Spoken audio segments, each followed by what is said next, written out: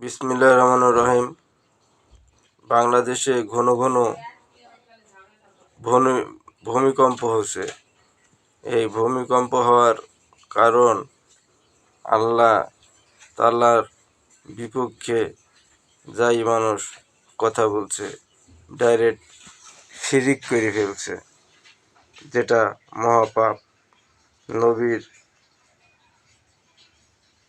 কেউ লাড়ছে, নবীর সাথেও বেয়াদবি করছে, আল্লাহর কথা অমান্য করছে।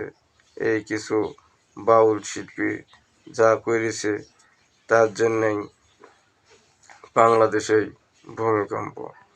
আল্লাহর কোরআনে বলছে যে এমন কথা বলো না যাতে আকাশ মাটি ফেটে যায়।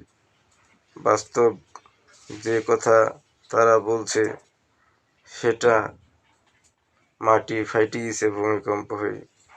এই আল্লাহকে অস্বীকার করা, আল্লাহর কোরআনের মানে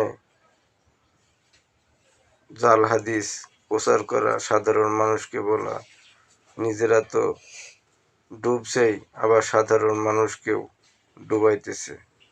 এরা এত নোংরা মনের মানুষ। আল্লাহ তাআলা এদের সবাইকে হেদায়েত নসিব করুন, আমিন।